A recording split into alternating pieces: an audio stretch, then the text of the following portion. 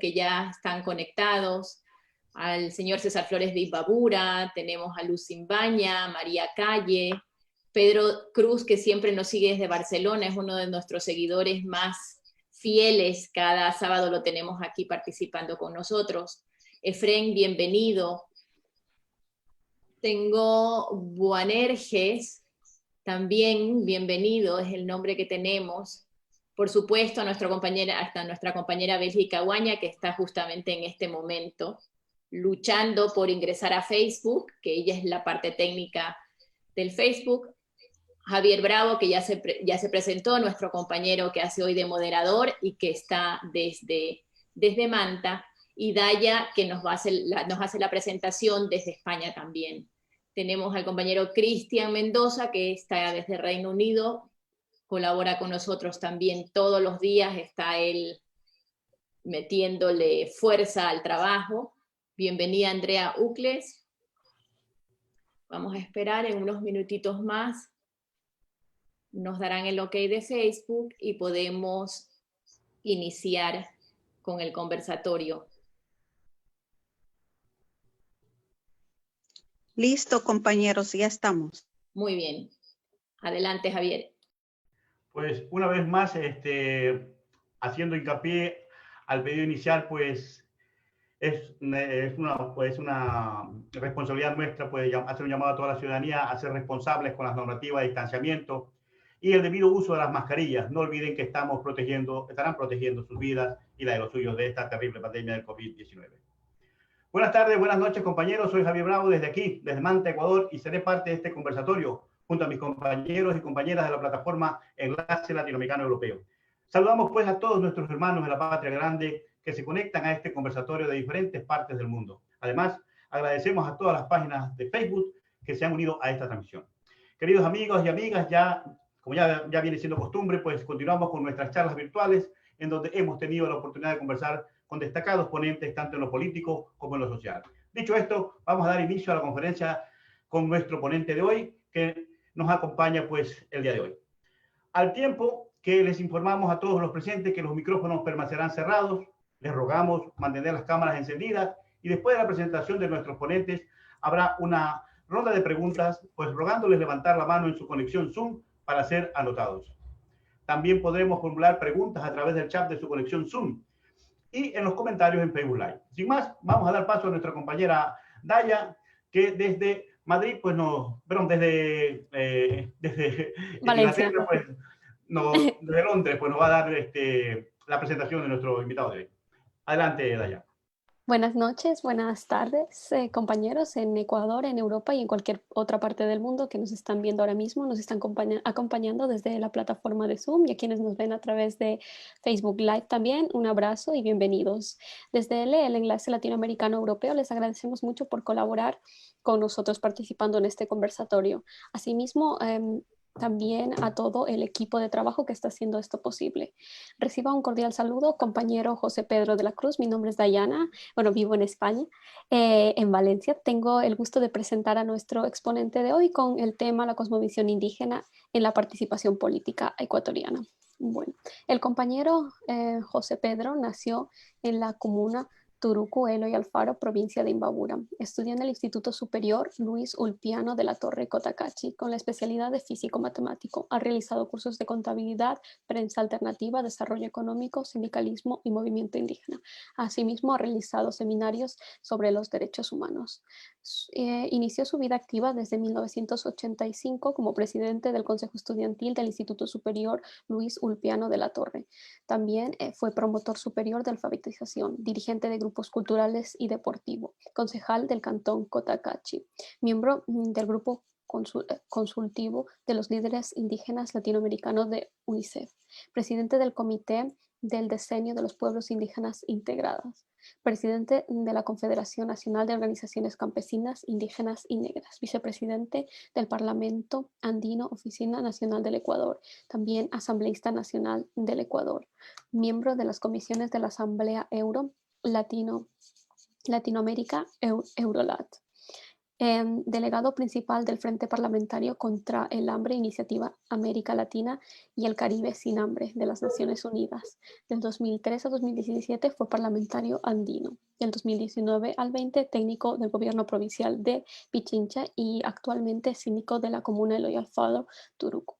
Ha conseguido logros en iniciativas en proyectos de ley orgánica de educación intercultural y bilingüe, en la ley orgánica de tierras rurales y territorios ancestrales, aprobación de proyectos de pronunciamientos ante el Parlamento andino y reconocimientos por su liderazgo, actuar colectivo, social y solidario por diferentes medios, organizaciones sociales y organismos nacionales e interculturales. Dicho esto, le paso la palabra al compañero José Pedro, recordándole que cuenta entre 20 y 25 minutos para presentar y 15 y 20 minutos para responder a las preguntas. Muy buenas tardes y bienvenido. Tiene la palabra usted.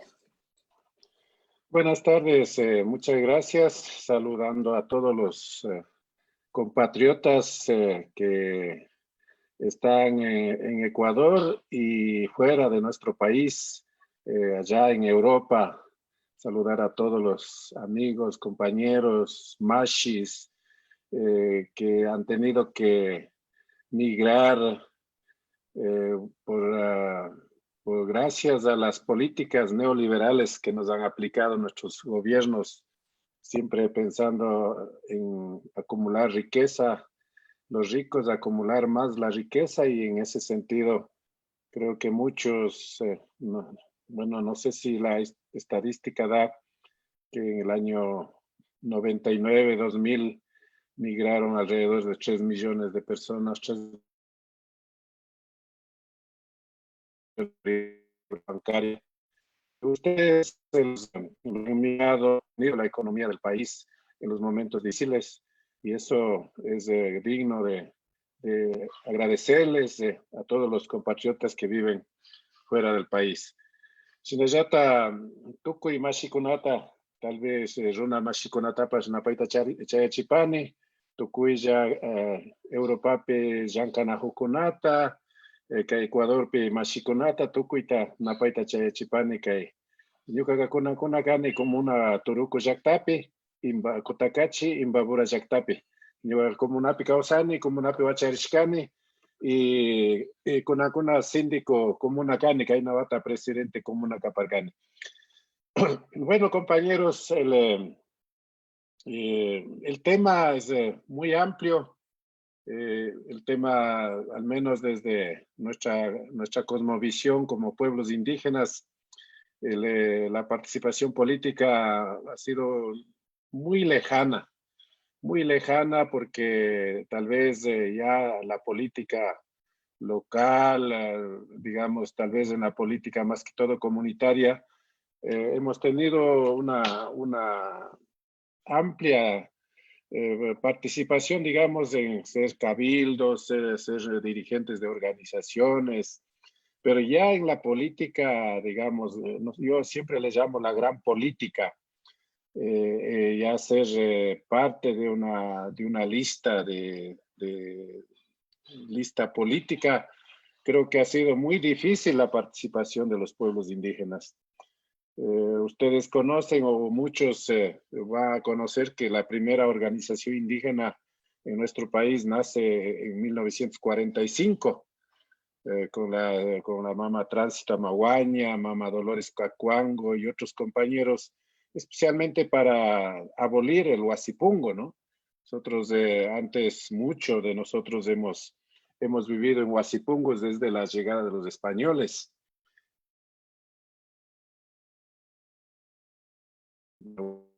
Que nos para poder trabajar en esa tierra y para comer la familia.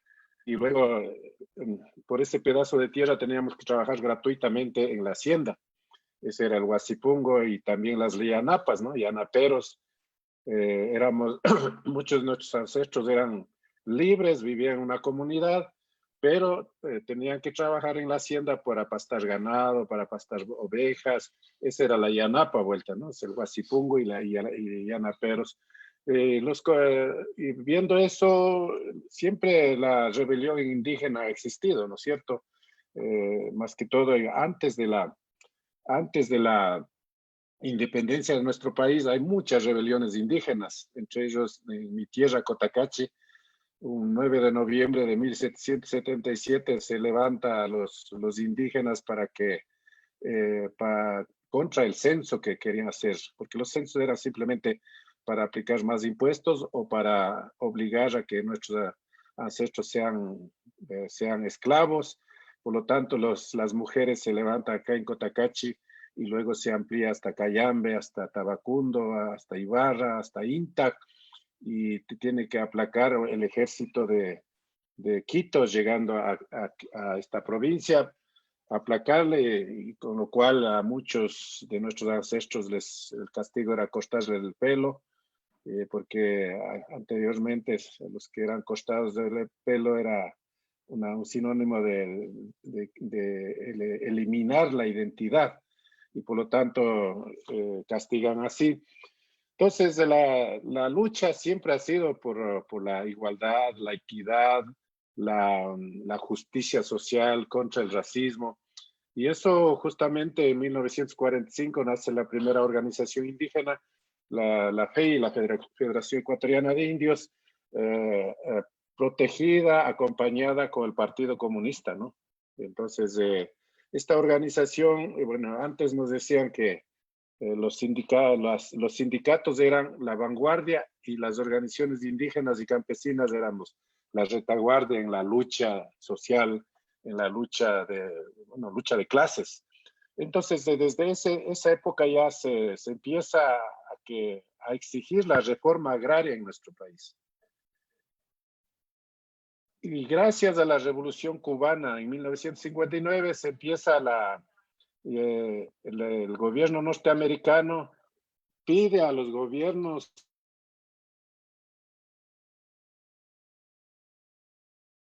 en especial con los indígenas que éramos, o los campesinos, en este caso la costa, de que se haga la reforma agraria. En 1964 se emite la primera ley de reforma agraria en nuestro país y para exigir ese cumplimiento nace la primera organización campesina, que es la FENOG, 1968. Son organizaciones sociales que son respaldados, en este caso, la FEI por el Partido Comunista y la FENOG en 1968 respaldado por el Partido Socialista Ecuatoriano. Entonces, estas organizaciones luchan para que haya una redistribución de la tierra, que las tierras que son, o sea, las primeras tierras que fueron entregadas a los campesinos, a los indígenas, fue las tierras de la iglesia, ¿no? La iglesia era una de las grandes hacendados, ¿no? Los salesianos, bueno, cada grupo religioso tenía grandes haciendas y son las primeras organizaciones que son entregadas a los indígenas, a los campesinos del Ecuador. En 1970-71 nace la primera organización, bueno, la siguiente organización, que es especialmente de la Sierra, la Ecuarunari, que es la Ecuador Runakunapa Riccharimui, acompañado y ayudado por la Iglesia Católica. O sea, digamos, la teología de la liberación ayuda a crear esta organización, y con esta organización es como decir, la base de la CONAIE, que en este momento es la organización indígena, una de las organizaciones indígenas más representativas de nuestro país. En el tema electoral, al menos que yo recuerde, no sé si antes los ancestros participaban, pero la primera participación electoral es en 1979. Gracias a que se aprueba la Constitución, la nueva Constitución, en donde pueden votar los analfabetos, porque antes no podían votar los analfabetos, ¿no? Ya ustedes recorrerán la historia que antes hasta ni las mujeres podían votar. Incluso los derechos a las mujeres dio el revolucionario Eloy Alfaro. Incluso a nosotros los indígenas, Eloy Alfaro nos da un poquito de libertad. Pero ya desde 1970, en la consulta popular, la consulta era aprobar la antigua constitución o la nueva constitución, y en la nueva constitución daba los derechos que participen los analfabetos con votación, o sea, se pueda votar los compañeros analfabetos. Entonces ahí se participa en la primera elección, al menos yo desde esa época he estado acompañando, ¿no? O sea,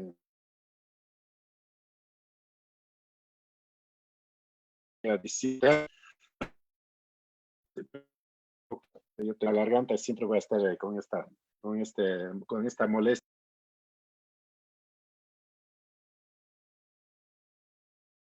Entonces, en el 79, nosotros participamos con el Frente Amplio de Izquierda, el FADI. Nosotros en Quichua decíamos Pucaluziro.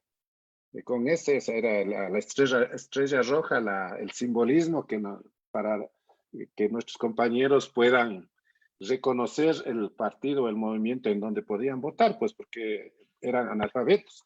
Entonces, la primera participación en donde pueden algunos compañeros, ya incluso acá en Cotacachi, encabezar la lista de concejales.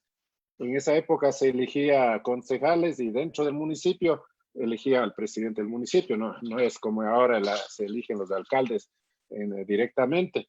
Entonces ahí la primera participación y luego ya se empieza ya con las participaciones ya en Otavalo y así en Cayambe, y encabezado por los indígenas, ¿no? Porque las organizaciones que nacen ya exigen la participación electoral. En este caso, en nuestra tierra, en Cotacachi, nace la organización en 1977, que es la UNORCA, la Unión de Organizaciones Campesinas de Cotacachi, y así en Cayambe, la Unión de Organizaciones Campesinas de Cayambe, en Tabacundo, en cada cantón ya hay organizaciones enfocadas a los temas más que el tema indígena no era tan, o sea, siempre el racismo ha habido, que todavía en este momento persiste en el Perú. Por ejemplo, en el Perú no pueden hacer una organización indígena fuerte porque ese racismo no les permite fortalecer esa identidad. Entonces, las organizaciones más permanecen enfocados al tema campesino. Y así, estas organizaciones eran parte de la FENO y otras organizaciones, en este caso en Imbabura era la FICI, la Federación Indígena Campesina de Imbabura, que era parte de Cuarnari, en Pichincha Riccharuimo, en Cotopaxi, el movimiento indígena y campesino de Cotopaxi, en Chimborazo, el movimiento indígena de Chimborazo, eran parte de Cuarnari. Agrarias, más campesinas, eran parte de la FENO y seguimos siendo parte de la FENO, ahora FENO. En los años 80 se empieza con la alfabetización quichua. La alfabetización quichua que lanza esa campaña de alfabetización en el gobierno de Jaime Roldós Aguilera, en donde todos los indígenas, algunos que hayamos terminado la primaria, algunos que son profesores, se articulan para poder llevar adelante este programa de alfabetización quichua. Y aquí se articula ya un poco la CONAIE en el marco de la CONAGNE, Coordinadora de Organizaciones Indígenas y Indígenas del Ecuador, que es el inicio de la CONAIE, y la CONAIE como organización social ya crea su brazo político, que es Pachacuti. Entonces, desde ya la CONAIE tiene su brazo político. Las organizaciones campesinas, indígenas, que no somos parte de la CONAIE, seguimos participando con los partidos de izquierda, en este caso con el Partido Socialista Ecuatoriano, participamos en todo el país. En el movimiento indígena hay tendencias, en todo el movimiento indígena. Hay, incluso en el momento, yo estoy ya desde la creación de Pachacuti, que es un movimiento político afín a la CONAIE, y nosotros, otras organizaciones que no somos parte de la CONAIE, tenemos, como digo, otros partidos, en este caso el Partido Socialista para nuestra organización, la FENOCIN, y para la FEINE como organización evangélica crea también su movimiento político propio, que es el Amauta Hatari.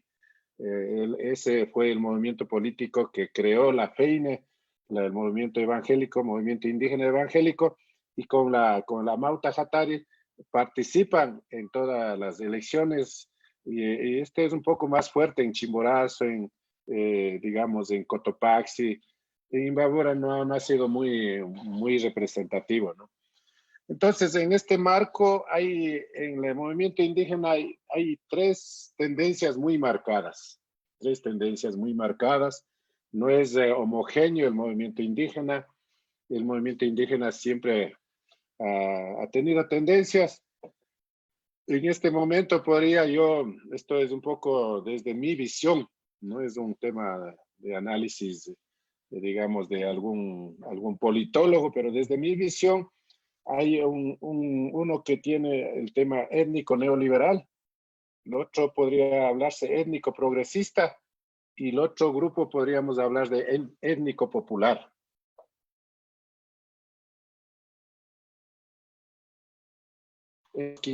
Resistencia, empezamos desde el año 9, a articular a nivel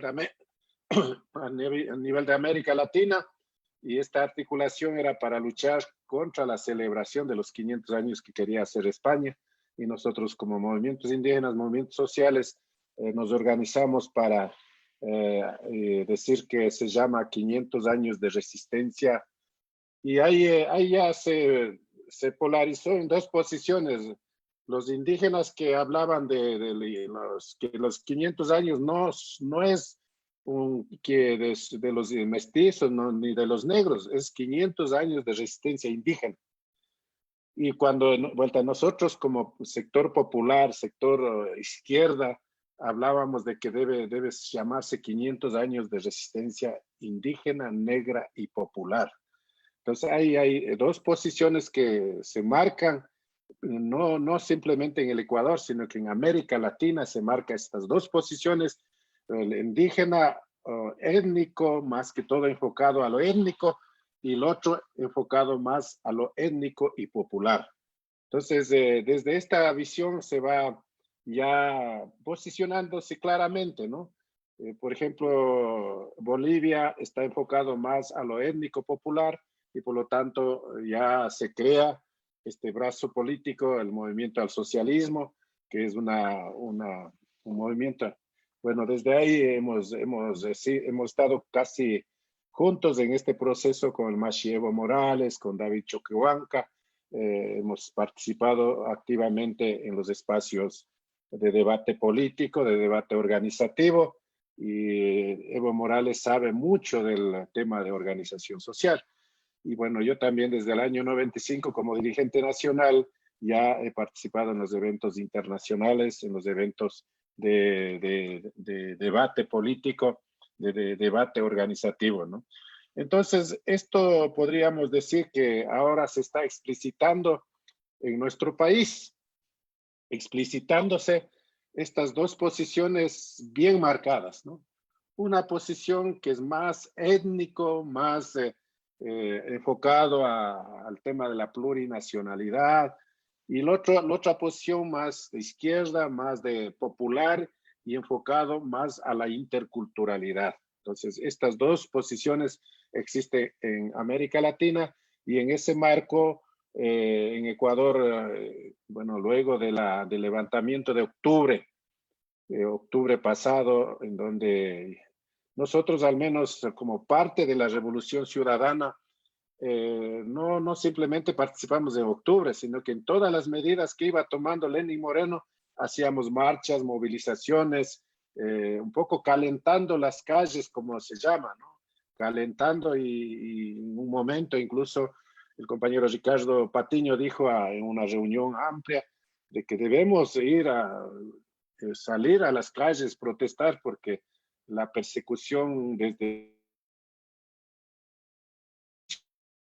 de Lenín Moreno empezó la persecución hacia nuestros compañeros líderes. Entonces, en ese marco, nosotros estuvimos participando activamente en las marchas, en las movilizaciones, y en octubre empezamos desde desde justamente que tomó las medidas económicas el 3 de octubre, creo que fue un jueves, y nosotros empezamos ya el jueves, viernes, con las movilizaciones en la ciudad de Quito, y el lunes ya fueron llegando las provincias de Cotopaxi hasta que el martes fueron llegando.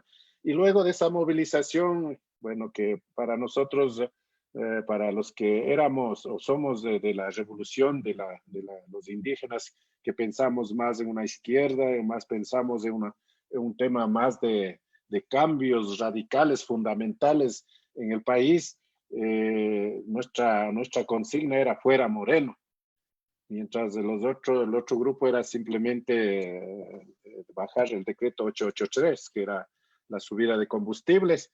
Entonces ahí ya también se marcan las dos posiciones claras en el movimiento indígena, y esas posiciones se mantienen hasta la actualidad.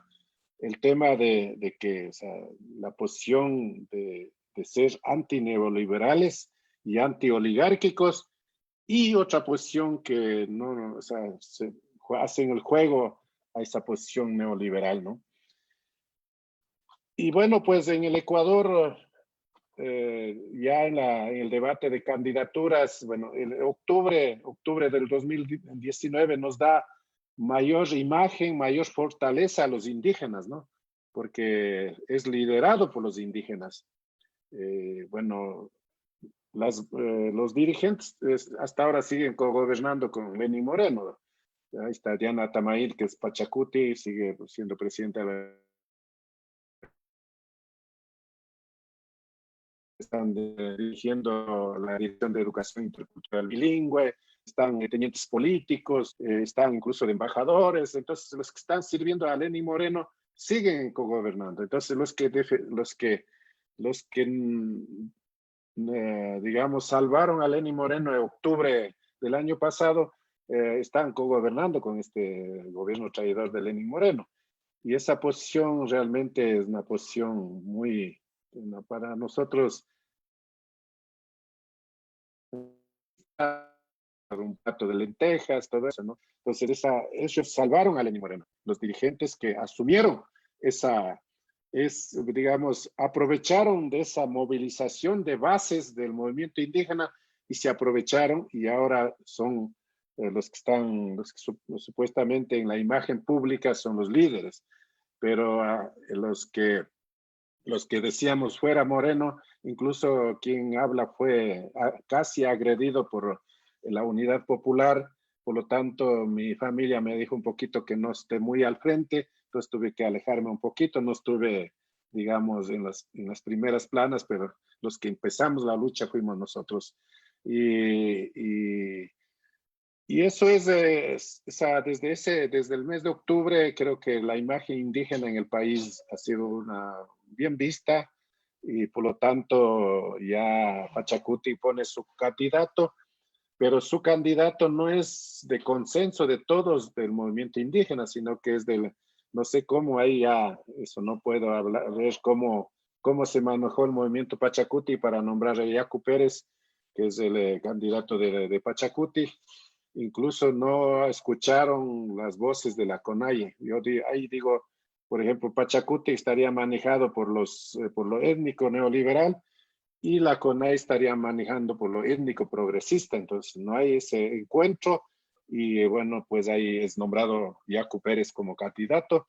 Incluso hay que acordarse que dijo Yacu Pérez cuando estaba en una posición entre Lazo y Rafael Correa. Entonces él dijo, prefiero votar por un banquero que por un dictador, o sea, considerando a Mashi Rafael como dictador, ¿no? Pues bueno, ahí ya ese discurso es de la derecha ecuatoriana, ¿no? Y luego la otra versión que dijo cuando hubo golpe de Estado en Bolivia, se felicitó a la Áñez y dijo que la dictadura y la corrupción siempre tienen su fin, en este caso contra Evo Morales. Entonces, por eso yo lo considero que es un étnico neoliberal. Del tema étnico, pero jalando hacia el ellos no van a hacer ninguna posición radical de cambio en servicio a la mayoría del pueblo ecuatoriano. Ellos van a ser, no sé si es que ganan, será un gobierno medio, progresista, inclinado hacia la derecha, ¿no? Poco en ese marco lo catalogo. Y la otra posición, que somos de la Revolución Ciudadana, que estamos con Andrés Arauz, estamos con la Revolución Ciudadana, que hemos venido permanentemente. Y esta posición está más fuerte en la Sierra Norte, digamos, norte de Pichincha, Imbabura, y ahora un poco tratando también de entrar a la Sierra Sur. Pero en la Sierra Centro va a ser bien complicado. Tenemos que trabajar duro en la Sierra Centro. Va a ser siempre ha sido, como decir, la base de Pachacuti y la Amazonía. Entonces ahí va a ser un tema duro, que nosotros lo estamos articulando a muchos compañeros revolucionarios de las provincias centrales y de la Amazonía para fortalecer esta posición étnica popular, ¿no? Étnica de izquierda, para fortalecer la candidatura del Mashi Andrés Arauz en el proceso de la Revolución Ciudadana. Eso, y bueno, pues muchos de nosotros seguimos apoyando desde el inicio, desde que pues, yo fui presidente de la FENOCIN, en donde firmamos un acuerdo patriótico con Mashi Rafael en el 2006. Desde ahí hemos venido apoyando, hemos estado en las buenas y en las malas, en los momentos difíciles. Por eso digo, los que hemos estado leales y valientes, porque cuando hubo la consulta popular, cuando fue las elecciones seccionales, teníamos que tener valentía, porque incluso nos trataban de agredir, nos decían corruptos como Correa. O sea, fue duro la situación, duro, pero lo hemos enfrentado con valentía, y muchos de nosotros estamos, al menos ahora ya que está un poco apaciguado, pero la persecución sigue, ¿no? La persecución a través en este momento que todavía no lo califican, no está en firme la candidatura de Andrés Arauz Rabascal. Entonces, la persecución sigue todavía, va a seguir esta persecución.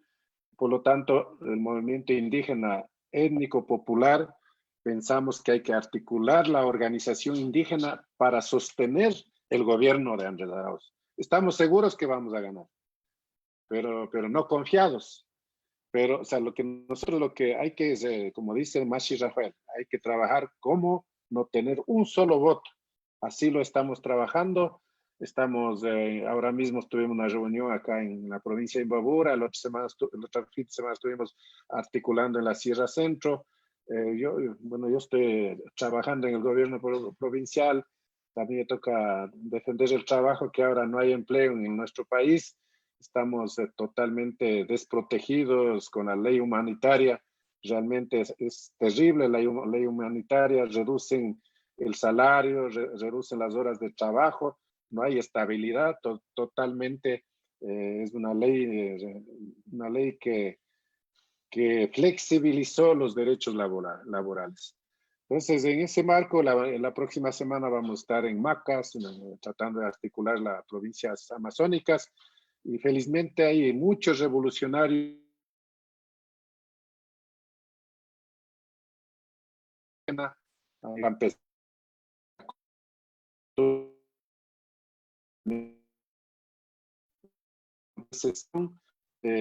no había voces indígenas. Hemos tratado de articular un espacio que se llama la Unidad Indígena y Campesina del Ecuador, a la cual estoy coordinando a nivel nacional. Estamos, hay un chat que están alrededor de, el chat en WhatsApp ha sido solo hasta 256 límite, entonces estamos en 2 chats, que ya estamos casi llegando a 500 compañeros revolucionarios que estamos irradiando a todos los espacios indígena y campesino del país. Eso podría ser así en síntesis lo que se está haciendo, lo que es un tema político electoral. Ahora, la gente joven ya hay mayor participación, como son ya las comunidades han tratado de esforzarse a educar a sus hijos, ya muchos, los que participaron en octubre pasado, yo creo que un 70%, o si no un 60% eran jóvenes profesionales indígenas que participaron en la movilización de octubre del 2019. Y bueno, y luego también el resto de compañeros de las comunidades. Entonces acá, ustedes, los compañeros indígenas, saben que las comunidades somos bien organizadas, ¿no? O sea, si el presidente de la comuna dice salgamos a las calles a protestar, entonces salimos todos. Esa es la fortaleza que tenemos del movimiento indígena, de estar bien organizados.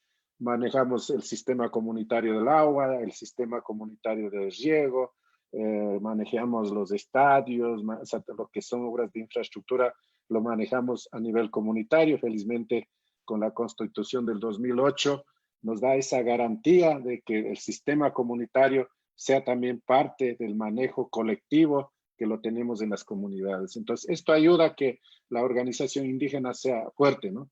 Cotacachi tuvo que representar a la FENOCIN, porque los dirigentes de la FENOCIN están vendidos por un plato de lenteja, no todos, sino que, bueno, también ayer he hablado con la mayoría de dirigentes de la FENOCIN para que se articulen a este grupo. Ya están compañeros articulados.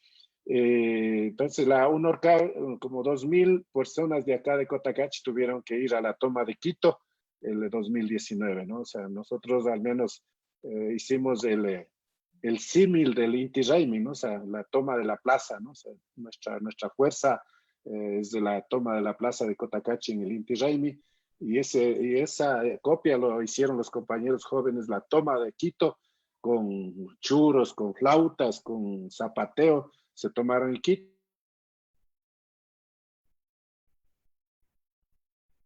A las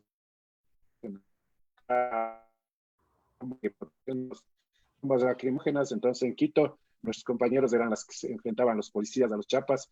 Nosotros lo decimos chapas porque viene del verbo chapana, ¿no? O sea, no es insulto a la policía, sino que los policías piensan que estamos insultando. El chapa viene del chapa, verbo chapanas, que es ver, observar. Entonces, por eso decimos los chapas.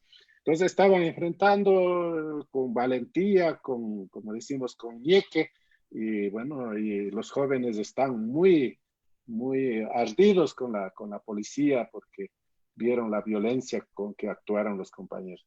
Entonces acá en el territorio en donde vivo es una organización fuerte. Ahorita están enfrentados con el alcalde de Cotacachi, porque el alcalde es de derecha, pues, ¿no? O sea, Auquititoaña. Por eso digo, el Auquititoaña es étnico neoliberal. Entonces así podríamos catalogar. Compañeros y compañeras, parece que me pasé el tiempo y disculparán nomás, hay mucho que decir, pero esa es la realidad del movimiento indígena en Ecuador y América Latina, podríamos decir. Y por último, Evo Morales para nosotros es el líder indígena de América Latina y el mundo. Gracias Pedro de la Cruz, gracias por esta excelente ponencia. Pues excelente.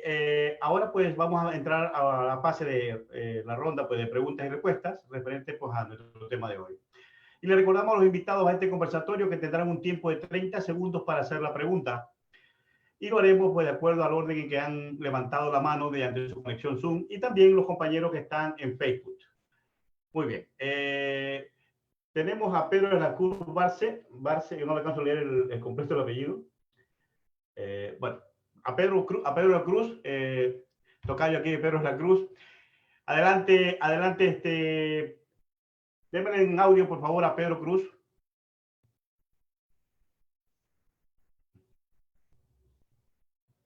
Por defender. Compañero, muy buenas noches, compañero a todos. Mi pregunta es al compañero, a mi tocayo Pedro de la Cruz, ¿qué respecto ellos están haciendo, o sea, con los compañeros indígenas de Bolivia, que son nuestros hermanos, para trabajar, digamos, conjuntamente con nosotros los ecuatorianos, o sea, al respecto?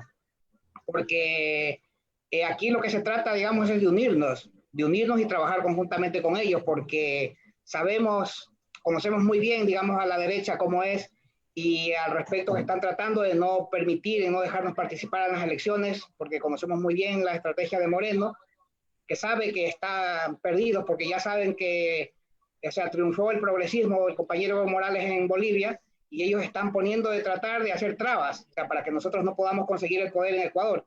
Al respecto, le pregunta al compañero qué medidas están tomando ellos, digamos, con los compañeros de Bolivia. Esa es mi pregunta. Muy bien, gracias. Adelante. El micrófono para Pedro, por favor. Gracias. Adelante, don Pedro de la Cruz. Estamos, ¿sí?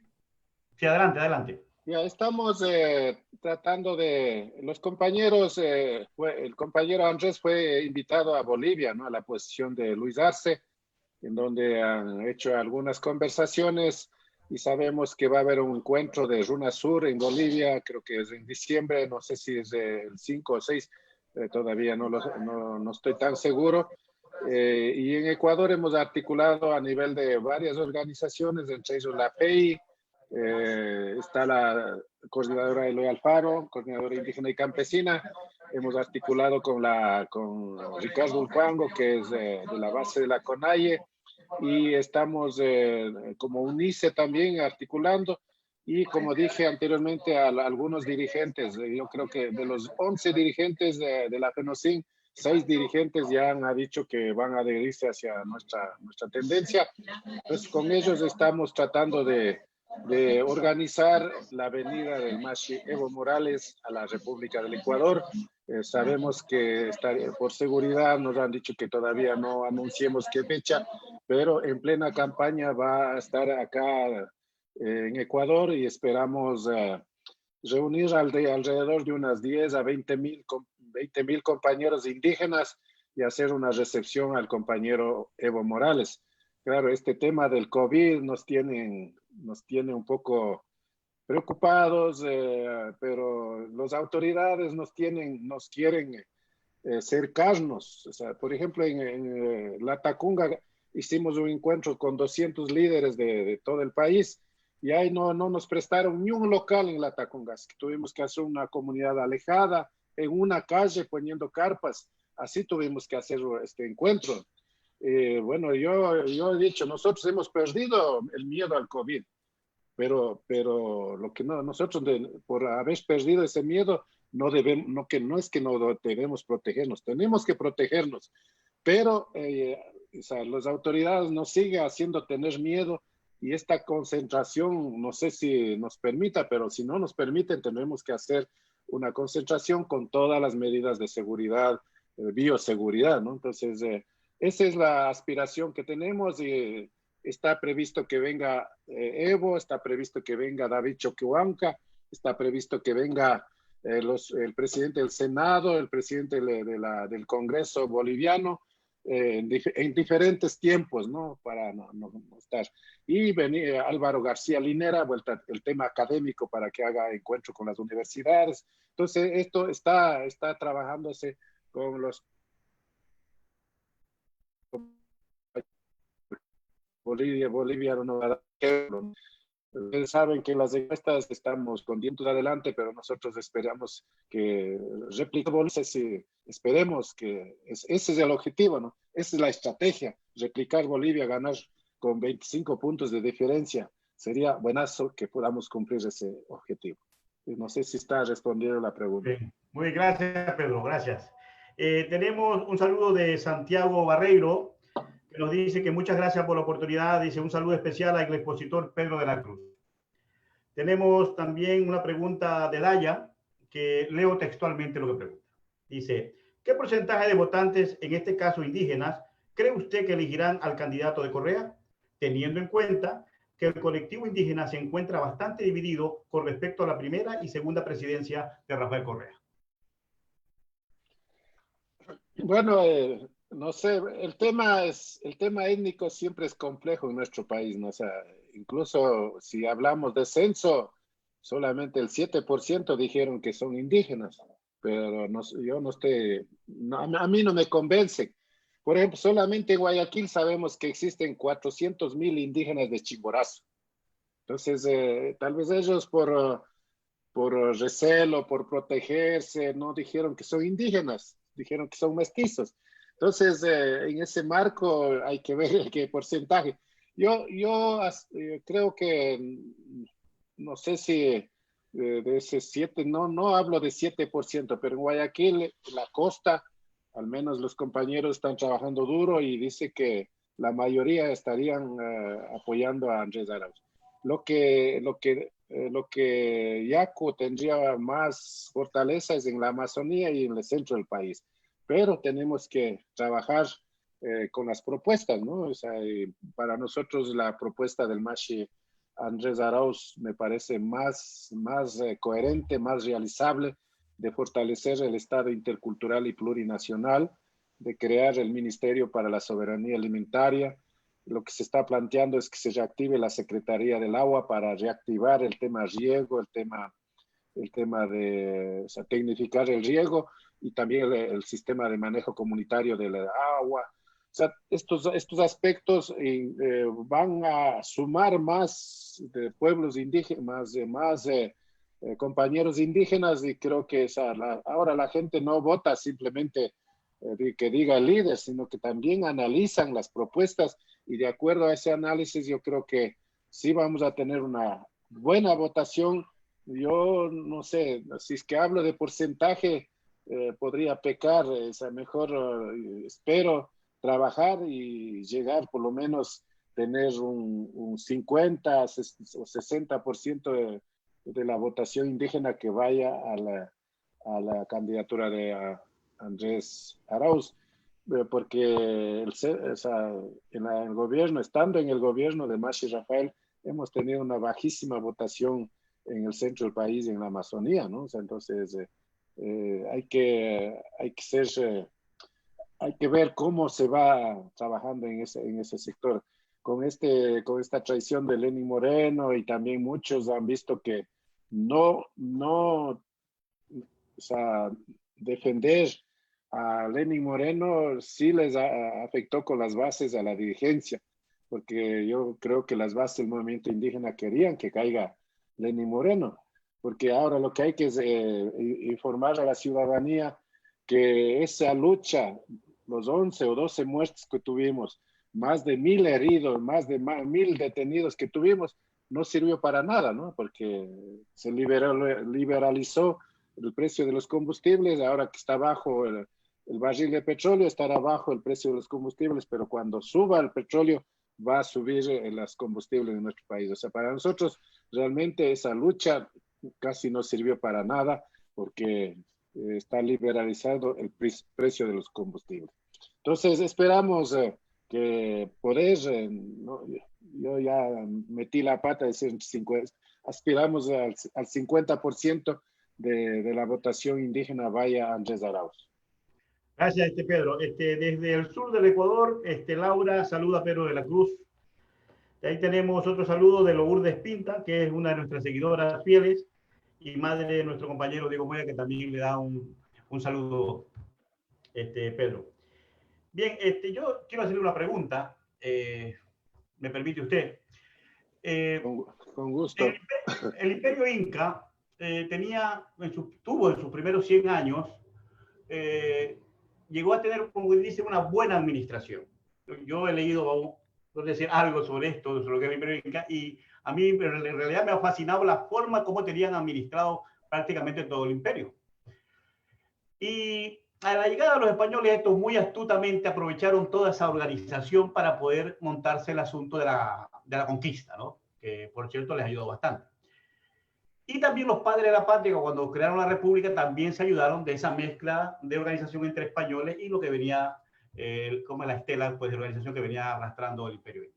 Bueno, desde entonces hasta el año 2007 no se había valorado todo el aporte de las culturas precolombinas y sobre todo el aporte del imperio inca, pues, a lo que son nuestras sociedades actuales, ¿no? Y más bien se ha tenido olvidada a la comunidad indígena. Yo le hago una pregunta ahora, ¿cuáles son las principales necesidades de las comunidades indígenas actualmente, dicho lo que he comentado, en función de lo que he comentado?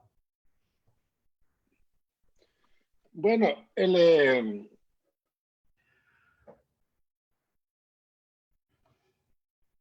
de la cuadra está intercultural y plurinacional, hay que ir fortaleciendo el tema de los derechos colectivos, ¿no? Entre ellos de la Administración de Justicia Indígena, que lo practicamos, que incluso ahora ya está garantizado en la Constitución y en el Código Orgánico de la Función Judicial, donde pueden pedir nuestras autoridades indígenas la competencia del caso, ¿no? O sea, y bueno, la Corte Constitucional nos limitó que en caso de violaciones y muerte no puede aplicar la justicia a las autoridades indígenas.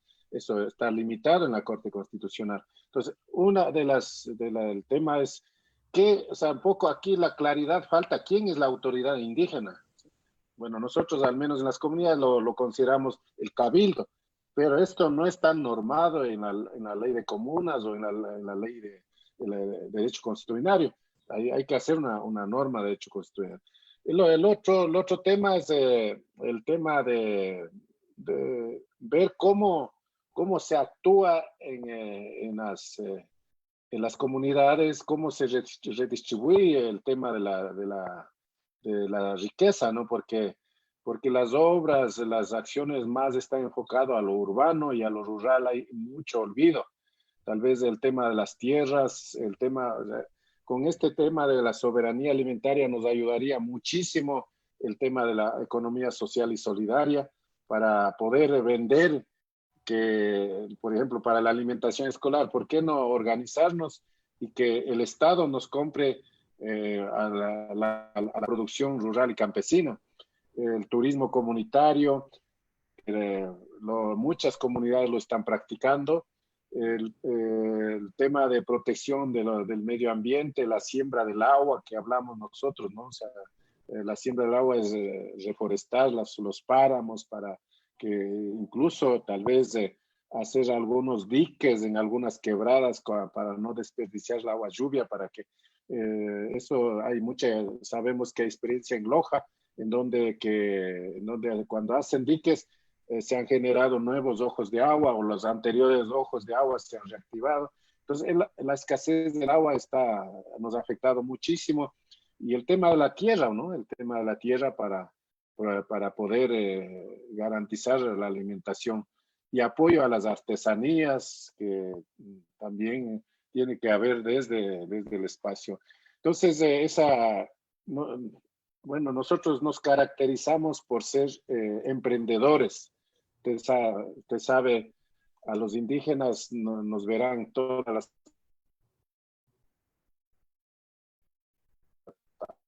de Chimborazo,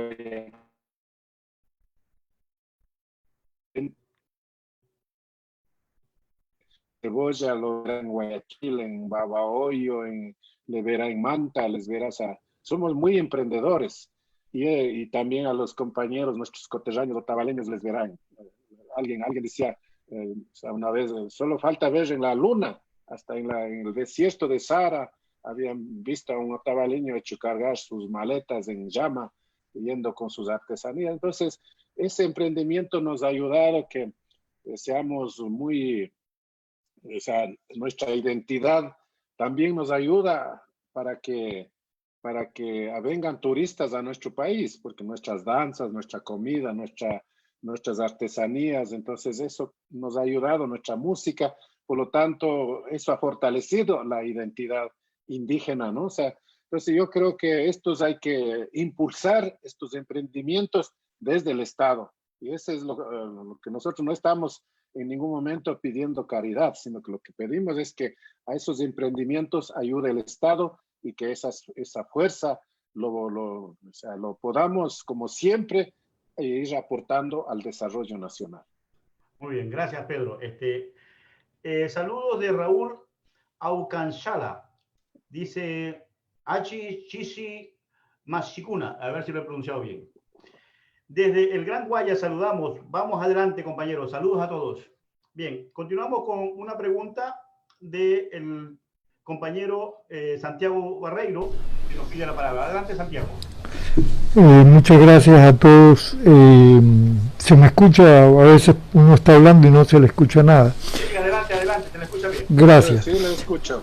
Muchas gracias. Primero, para agradecer y particularmente a Pedro de la Cruz, que ha expuesto magistralmente la historia del movimiento político indígena y que ve con mucha claridad la situación actual, que no es necesariamente la ideal por este concepto de los étnicos neoliberales. Me parece una palabra muy bien descrita, que describe bien este escenario. Es verdad, la primera es una coincidencia, es verdad, es una pena que Guayaquil está secuestrada con un concepto de que solo si se es social cristiano, madera de guerrero, se es guayaquileño. Entonces comprendo, ya lo vimos pues, al triunviro Nebot en su clásica prepotencia, atacando a la comunidad indígena en octubre del año pasado. Y esto explica, como usted bien dice, con claridad por qué los censos no reflejan las cifras correctamente, porque definitivamente la presión es tan fuerte que muchos dirán que no son indígenas, ¿no?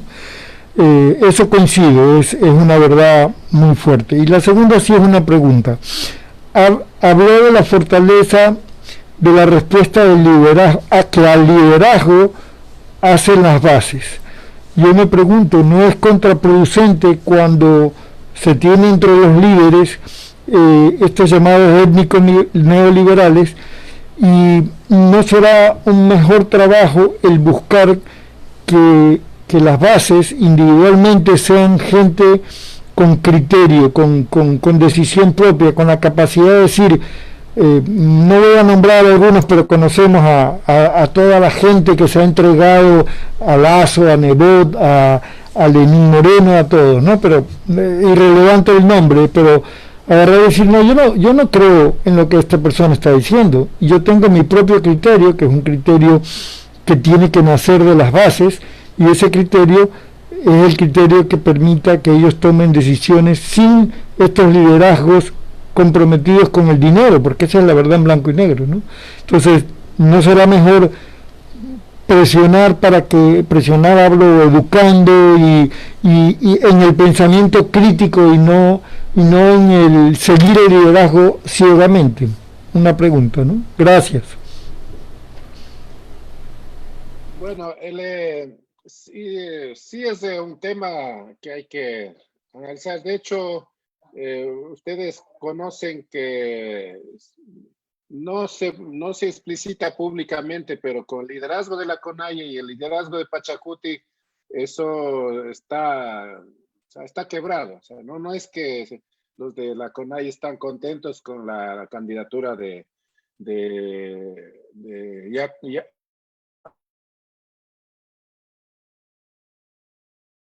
yo digo que nuestra cosmovisión es de nombre de mujer, porque decimos Icumama, no decimos al sol, le decimos Intitaita, por lo tanto, incluso el nombre no se ha puesto nombre de masculino, el Carlos Pérez Guartamel. Entonces, yo creo que eso hay que aprovechar en el buen sentido de la palabra, ¿no? De muchos compañeros jóvenes indígenas, al menos en nuestra tierra, ellos estaban, si se lanzaba Leonidas Issa a candidato presidencial, en mi criterio, o sea, mi criterio personal, nos hubiera afectado más a nuestra revolución ciudadana. Yacu Pérez no llega mucho a la juventud indígena. El que llegaba o el que llega es el liderazgo de Leonidas Issa. Entonces, en ese marco nosotros estamos aprovechando todas las barbaridades que ha dicho Yacu Pérez, ¿no? Pero tampoco hay que estar pensando en eso, sino que hay que a nuestras bases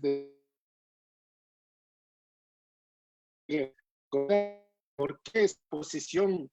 Eso nos va a ayudar bastante, porque hay clarito que hemos visto que Yacu Pérez no es socialista, no quiere el tema de una política de servicio hacia la sociedad más pobre, a la sociedad popular del Ecuador. Él está más por un tema, tal vez aprovechando este tema de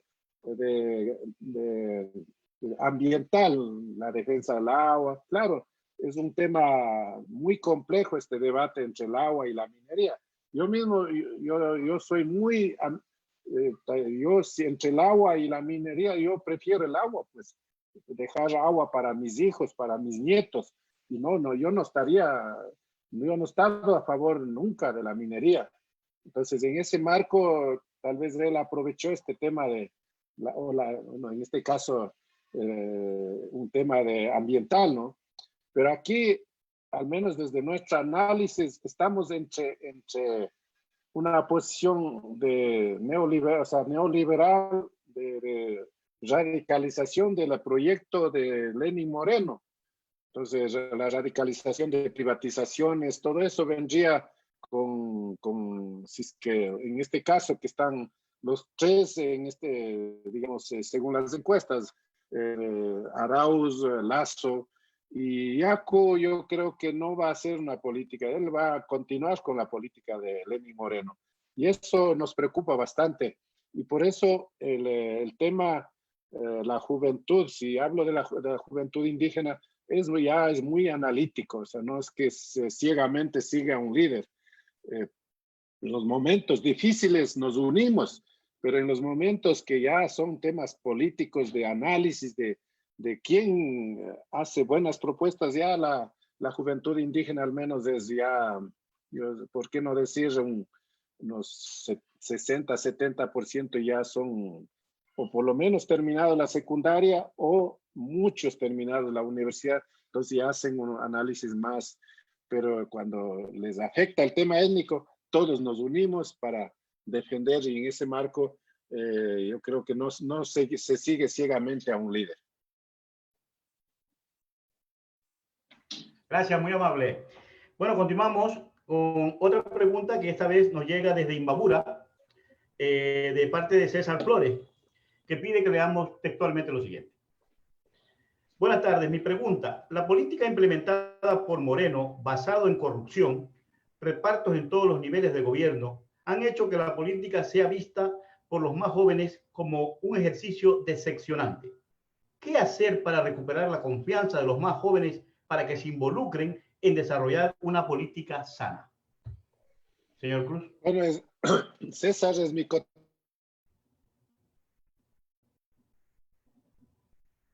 gracias.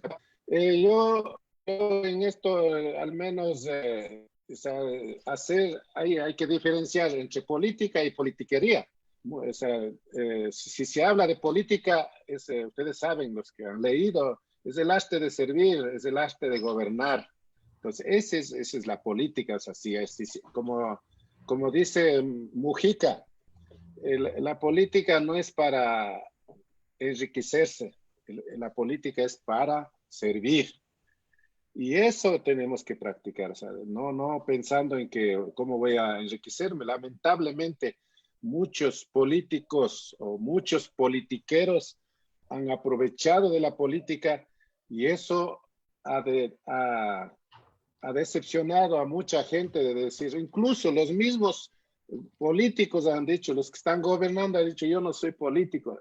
Realmente a la política se ha degenerado mucho porque se han aprovechado de la política para intereses personales y particulares. Yo siempre acojo lo que dice Mujica. La política es para servir a la sociedad. Si se quiere enriquecerse, si quiere acumular riqueza, dedíquese a otra actividad, sea empresario, sea comerciante o otra actividad que quiera acumular. Pero si quiere dedicarse a la política, piense en servir.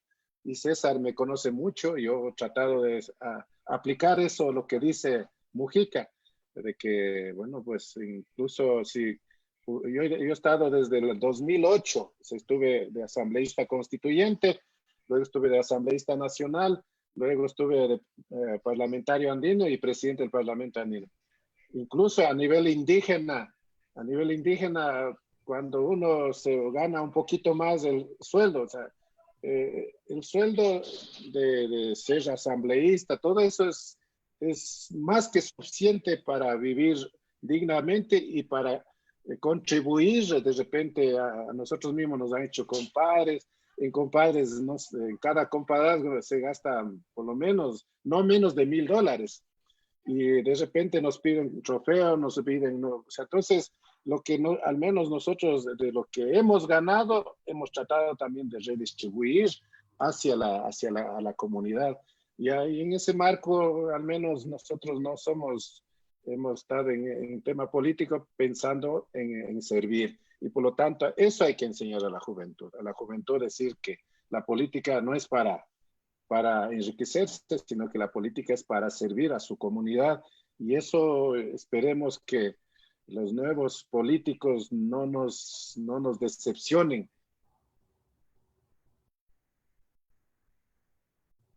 Corrupción galopante en este gobierno, y también en el gobierno de Rafael Alonso ¿cómo se llama? Se infiltraron para aprovecharse de los espacios de poder. Y eso por pequeños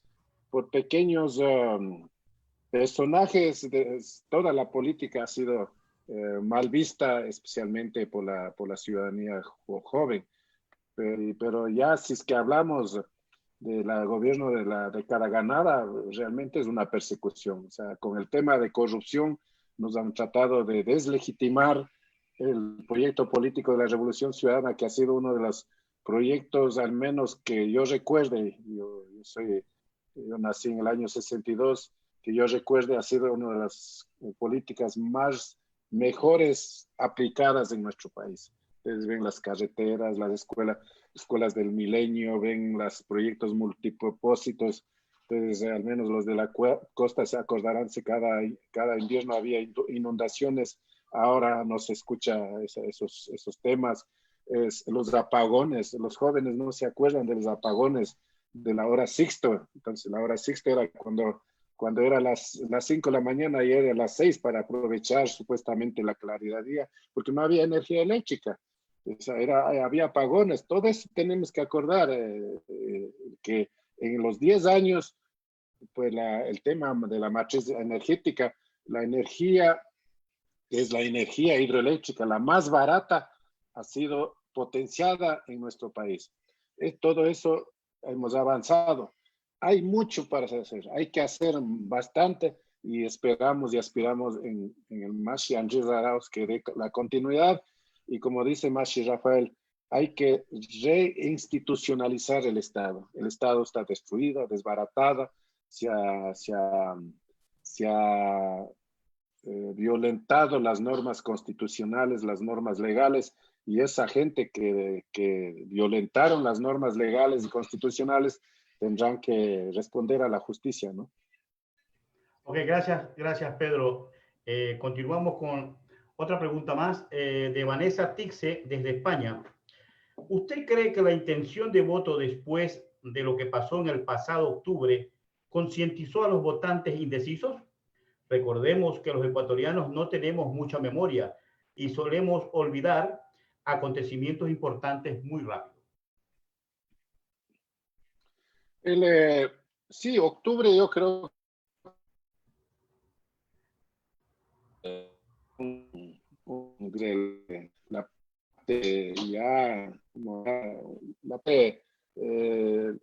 lo que el pueblo venía descontento hasta que en octubre se explotó el pueblo ecuatoriano, y con lo cual Lenín Moreno ha sido uno de los peores gobiernos de la historia, siendo, bueno, al menos yo fui dirigente nacional en donde coordinábamos con dirigentes de la CONAIE y la FENOCIC. Nosotros, para hacer cualquier movilización, levantamiento, veíamos la popularidad que tenía el presidente. En este caso, Abdalá Bucaram cayó cuando yo fui dirigente nacional, Mawad cayó, Lucio Gutiérrez cayó, pero lo que participamos activamente es en la caída de Bucaram y en la caída de Mawad. O sea, nosotros hacíamos estrategias, y en ese marco, si hubiera sido en nuestra dirigencia, Lenín Moreno no aguantaba, porque Lenín Moreno tiene 6, 5, 7% de popularidad, y con lo cual la conciencia ciudadana creo que ha ido mejorando, y incluso los acérrimos enemigos de Correa dicen que con Correa estábamos mejor. Entonces, esa conciencia yo creo que está, por eso estamos en las encuestas estamos en los primeros lugares, porque la ciudadanía está harta de la traición, harto del cogobierno, del chumbirato, si podemos hablar, Nebot, Lasso y Lenín Moreno, los tres están gobernando el país. O sea, eso no hay que perder. Y creo que la ciudadanía sí se da cuenta, ¿no? Bueno, pues la barbaridad que dijo Nebot en octubre pasado, y eso le costó la candidatura, porque él estaba seguro de candidato a la presidencia de la República, y le costó decir que los indios vayan al páramo. Y la ciudadanía, yo creo que la ciudadanía sí captó ese racismo que expresó, ese odio hacia el progresismo, hacia los indígenas que emitió Nebot. Y este triunvirato, bueno, yo creo que hay que en esta campaña aclarar a la ciudadanía que este triunvirato está gobernando desde 2017 y quiere seguir gobernando para ir a destruir el país. Entonces, en ese marco yo creo que sí hay conciencia ciudadana que el progresismo, la izquierda, tiene que ganar en nuestro país. Pero hay que trabajar mucho. Ok, gracias Pedro, gracias. Ahora damos paso pues a nuestra compañera Bélgica Guaña, que va a hacer una pregunta desde Londres, Inglaterra. Adelante, Bélgica. Compañero Pedro, buenas tardes para usted. Gracias por toda esa información, sobre todo la parte histórica del movimiento indígena, que creo que es muy importante que siempre transmitirlo y que aprendamos, ¿no? Porque no le escucho, no sé si tengo mal el interés. ¿Ahí me escuchan? Acá escuchamos bien. Ya. Compañero no Pedro. No le escuché, compañera, no le escuché. Ah, bueno. No, está bien, le repito, digo que la información que usted nos ha dado acerca de toda la historia desde 1945, cuando ha comenzado el movimiento, pues es algo muy relevante y sobre todo que nosotros debemos de tener en nuestra memoria para poder así pasar a nuestras generaciones, ¿no? Porque realmente es una lucha histórica, emblemática, y que eso siempre debe estar ahí presente. Sabe, compañero, el movimiento también se ha ido dividiendo por las razones que se ha expuesto, por también compañeros indígenas que, bueno, se han hecho de la otra parte. Sé que este octubre pasado, yo creo que también a ustedes les dejó grandes lecciones sobre ustedes en el movimiento, ¿no? ¿Cuáles cree que ustedes son las más relevantes? Porque mire, algo que, aunque Evo no invitó a Yacu por A la Z, a mí me sorprendió ver a un Vargas también ahí, me sorprendió porque yo creo que el señor Vargas tampoco, corríjame si yo estoy equivocada, por favor, porque su lucha no ha sido muy posesionada, sobre todo a los que él se debe. Entonces eso también me deja como un poco así a la deriva que le habían invitado a Bolivia, ¿no? Que está libre de invitar, ¿no? Pero no es que haya hecho una actuación significante, ¿no? Yo pienso. Entonces, esas son mis dos preguntas, sobre todo de las experiencias que les ha marcado a ustedes el movimiento el pasado octubre. Gracias, compañero. Gracias, Bélgica. Bueno, el tema, yo creo que octubre para mí es un tema de que, o sea, 10 años vivimos sin movilizaciones. Octubre ayudó a la juventud indígena a regresar a sus raíces, ¿no? O sea, ayudó a fortalecer la identidad indígena, ¿no? A la juventud indígena. mucha juventud, como vivió 10 años, no tenés problemas, no hubo movilizaciones, levantamientos. Entonces, este octubre, porque creo que desde el 2006, 2005 no habíamos tenido un levantamiento así tan fuerte. Entonces, para mi criterio, o sea, ayudó a que los jóvenes indígenas regresen a ver al pasado cómo vivíamos los que estamos ya pasaditos los 50 años, ¿no? O sea, ellos nos ya ahora incluso, yo tengo una experiencia familiar que mi hijo me ha preguntado cómo era antes. Él estuvo también ahí o sea, incluso mi hijo me dijo, tú quédate, yo me voy. Entonces, él estuvo ahí enfrentando la lucha. Entonces, eso ha ayudado a fortalecer esa identidad indígena de rebeldía, de lucha a la juventud. La siguiente, bueno, eso sería, hay muchos aspectos que se puede sacar de esta movilización de octubre. El otro tema, sí, yo creo que, o sea, en el tema de la invitación, Evo o sea, usted sabe que en política hay que sumar, hay que unir. Pero yo creo que el espíritu de Evo era tratar de hacer conversar entre las dos posiciones en el Ecuador. Y no sé si lograron eso ya sabrá solo Evo, ¿no? Pero hacer conversar y una posible, como había este problema con Yacu y Leonidas Issa y la Vargas, había ese problema, entonces parece para que pueda ver si este grupo de la CONAIE trata de un poco acercarse más hacia lo étnico, popular, progresista, ¿no? Sí, yo también coincido de que Vargas sigue cogobernando, ¿no? O sea, Diana Tamay de Shuara, yo creo que él tiene su personaje ahí en el Consejo Electoral y tiene muchas autoridades. Por eso yo digo, esta movilización de octubre fue de las bases, no fue de los dirigentes, no convocó los dirigentes. O sea, ante la medida económica, las bases se rebelaron. Y en eso está Leonidas Issa. Leonidas Issa no es dirigente nacional, es el dirigente del movimiento indígena de Cotopaxi. Y así muchos dirigentes, en este caso de Cotacat, de Imbabura, de Cotopaxi, los que somos más cercanos a Quito, los que a Cayambe, los que movilizamos a la ciudad de Quito, fueron dirigentes de bases, no fueron dirigentes nacionales que convocaron esta movilización.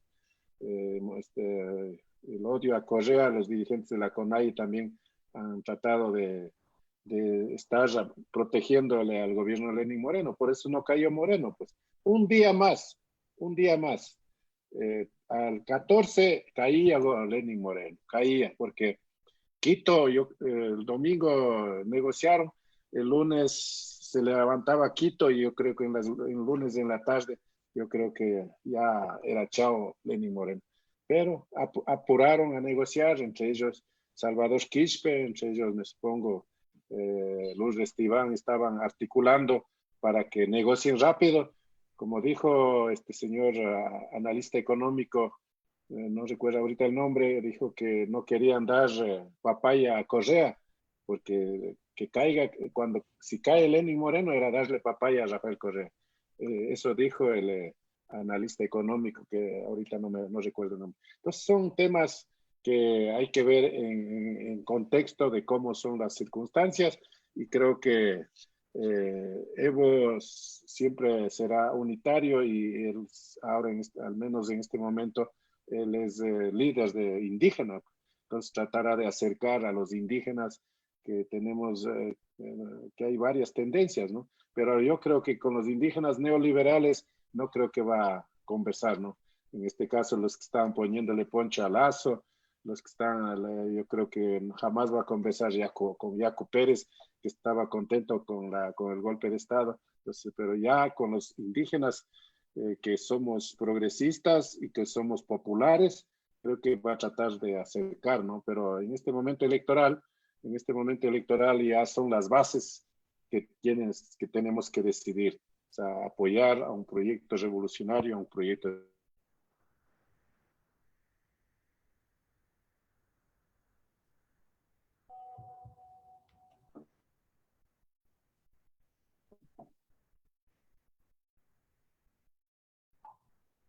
Parece que tenemos una pequeña interrupción. Esperemos un momento.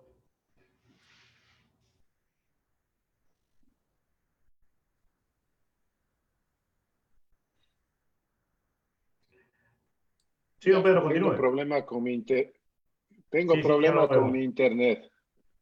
Ya, yo ya concluí, ya. Entonces, Muy bien. Gracias, Pedro. Ahora le voy a hacer yo una pregunta, ¿no? Una pregunta más. Cuando se trata de reclamar nuestros derechos y protestar por las injusticias que pasan en los gobiernos como el de, en este caso, el de Lenín Moreno, son las comunidades indígenas las que primera entran a defender los intereses no de solo la comunidad indígena, sino de todos los ecuatorianos. Y es aquí donde se crean ciertas cosas que yo todavía no logro comprender, ¿no? Porque la mayor parte de cambios que se han dado socialmente dentro de nuestra sociedad, valga la redundancia, dentro de la sociedad ecuatoriana, la han originado las comunidades indígenas, que siempre han estado allí defendiendo los derechos. Pero pronto olvidamos todos estos sacrificios.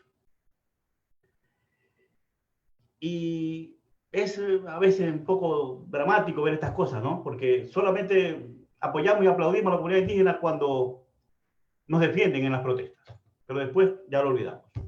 Dicho esto, para no alargarme mucho la conversación, ¿qué lecciones les deja a la comunidad indígena las protestas de octubre? bueno, yo siempre digo es que nosotros creo que o sea, somos los más afectados con las medidas, ¿no? O sea, por ser, por ejemplo, la subida de combustibles era terrible para nosotros. Y la subida de gas, todo eso es un tema, como decir, es como echarle fuego a la gasolina, echarle fuego a gas. Entonces, eso nos enerva a las comunidades. Y en este caso, por ejemplo, que nos suba gasolina, sube el pasaje, que nos suba el gas, el diésel, sube las horas de tractor de arar, todo eso, ¿no? Entonces, todos estos aspectos se analiza ya en la comunidad y se resuelve ya participar en las acciones, ¿no? O sea, es la chispa que prende para que nosotros reaccionemos. Y como digo, el tema es que creo que el movimiento indígena es el más organizado desde la base, ¿no? La comunidad, o sea, la comunidad es nuestra base, nuestra acción.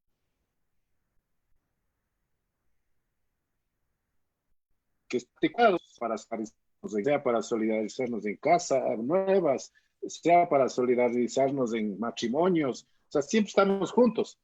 Y en asambleas discutimos estos problemas sociales, nacionales, y cuando convocan los dirigentes por un tema estos temas que nos afecta especialmente a los sectores populares, entonces hay una rebelión, ¿no? Una rebelión indígena y bueno, pues yo creo que también, o sea, la sangre nos hierve, ¿no? O sea, de las iras que nos toman medidas económicas que afecta a todos los ecuatorianos, pero los que nos levantamos somos los más organizados. Claro, digo, no es que en esa organización no es que no solo somos indígenas, se apegan los sectores populares. Por ejemplo, en Quito, la solidaridad, ¿quién nos da para la alimentación, la dormida, todo eso? La sociedad civil quiteña, o sea, ellos ayudan muchísimo en el tema de la logística, ¿no? Entonces, eso también es que no es que el mestizo, el ciudadano común, no es que no ayuda, se solidariza. Eso no sé si un poco lo que les faltaría un poco en la cosa, ¿no? O sea, este tema, había esa posibilidad de la toma de Guayaquil.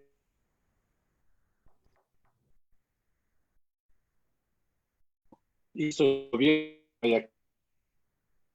por a nivel nacional de ir a Guayaquil, en donde ya pues el Nebot dijo sus palabrotas y claro, y por lo tanto la gente indígena de Guayaquil estaba dispuesta a recibir en la ciudad de Guayaquil, ¿verdad? Y la ciudadanía de Guayaquil. Entonces yo creo que hubiéramos demostrado en la Guayaquil también ese accionar organizado y ese apoyo de la ciudadanía, ¿no? Te digo, entonces, en este marco ayuda a los jóvenes estudiantes universitarios, ayudan las amas de casa. Es que nosotros tal vez en la imagen estamos el movimiento indígena, pero sin la ayuda de la sociedad urbana podría ser complejo. Entonces yo no digo que por eso nuestro dicho es nada solo para los indios, todo por la patria. Esa es la consigna que siempre hemos manejado. Gracias, Pedro. El señor Alex Pomaquero, desde Chimborazo, saludos cordiales, compañeros. Les saluda, dice aquí Alex Pomaquero. Y ahí también dice saludos desde acá al señor Pedro de la Cruz. Bien, antes de terminar... Bueno, les informo, compañeros, incluso ustedes votan por parlamentario andino. Alex Pomaquero es el candidato a parlamento andino desde el centro del país. Saludos, compañero Alex. Es un indígena joven de la provincia de Chimborazo que está participando de candidato a parlamento andino. Entonces, allá en Europa también venos popularizando al compañero Alex Pomaquero. Ok, muy bien. Bueno, tenemos una última pregunta de Santiago Barreiro. Santiago, adelante. El micrófono para Santiago, por favor.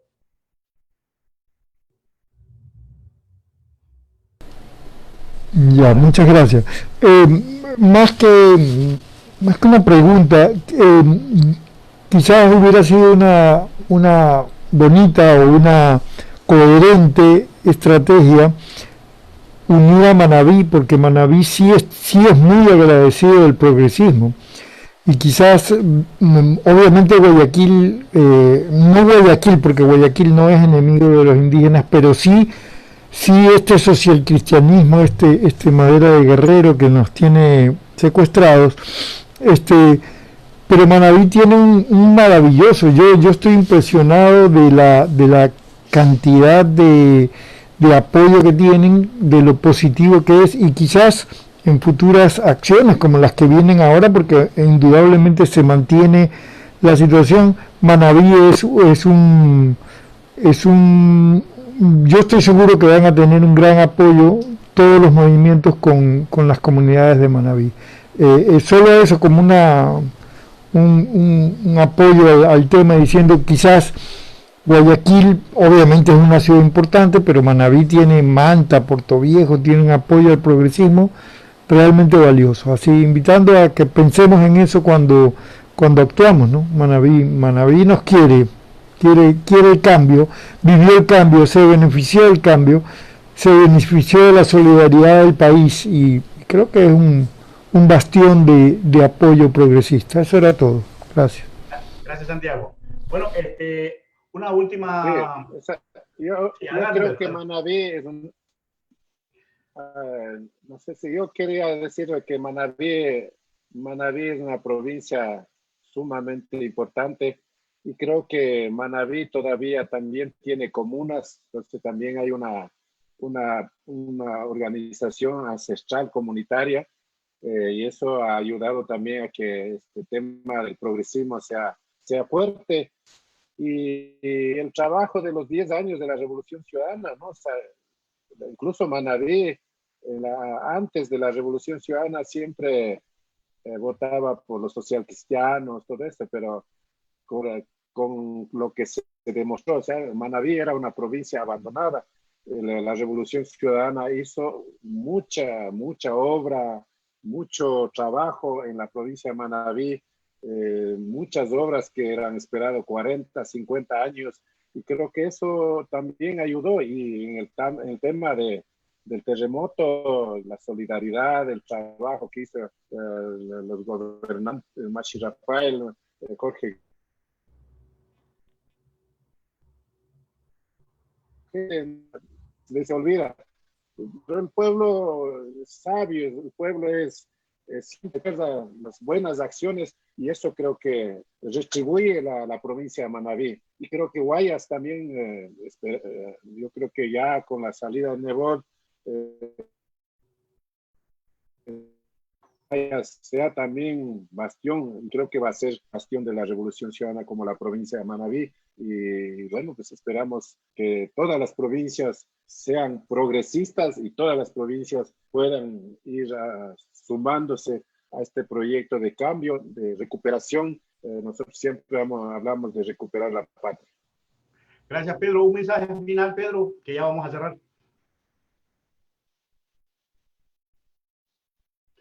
Bueno, yo siempre tengo esta muletilla de decir, bueno, yo quiero saludar a los compatriotas que están allá en Europa y a todos los compatriotas que se han unido para esta charla. Y hay que trabajar, tenemos que trabajar, tenemos que recuperar la patria porque se están llevando en pesos y las privatizaciones iniciaron con la privatización del TAME, de seguro de correos, y luego ya, si es que gana la derecha, estamos seguros que no va a ganar, están ya preparados para privatizar la refinería de Esmeraldas, las hidroeléctricas. La voracidad de la derecha, de la oligarquía, es que llevarse todo lo público para sus negocios particulares. Ustedes saben, la salud privada, la educación privada, la seguridad social será privada, los teléfonos quieren llevarlas a ellos, quieren llevar la carne, quieren llevar y dejarnos los huesos a los pobres. Eso tenemos que defenderla. Estas elecciones de 7 de febrero al menos nosotros decimos, es de vida o muerte. La muerte es Lasso y acompañado de Yacu Pérez. La vida es Andrés Arauz. Así hay que analizarlo porque si gana a la derecha es que nos seguirán persiguiendo y se irán llevando en peso los recursos que pertenecen a todo el pueblo ecuatoriano, como el petróleo, las hidroeléctricas, la seguridad social. Entonces, así estamos en esas dos posiciones que si no gana el progresismo, realmente incluso seríamos una vergüenza para América Latina, porque América Latina está luchando por esos cambios. Chile ha demostrado, Perú está demostrando, Colombia está levantada también. Entonces, esta lucha del progresismo, esta lucha por por un cambio,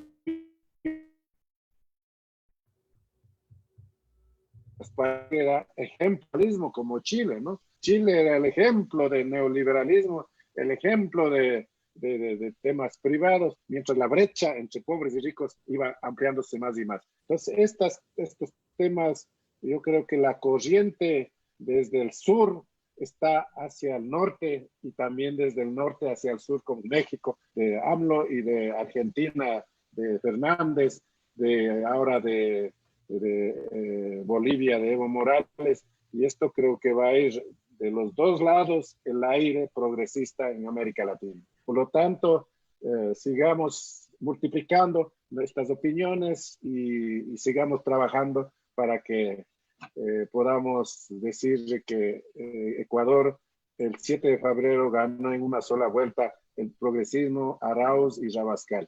Hasta la victoria siempre, compañeros. Gracias, y compañeras. Pedro. Gracias, Pedro. Bueno, antes de finalizar, compañero, una vez más hacemos un llamado pues, a toda la ciudadanía a ser responsables con las normativas de distanciamiento y el debido uso de las mascarillas.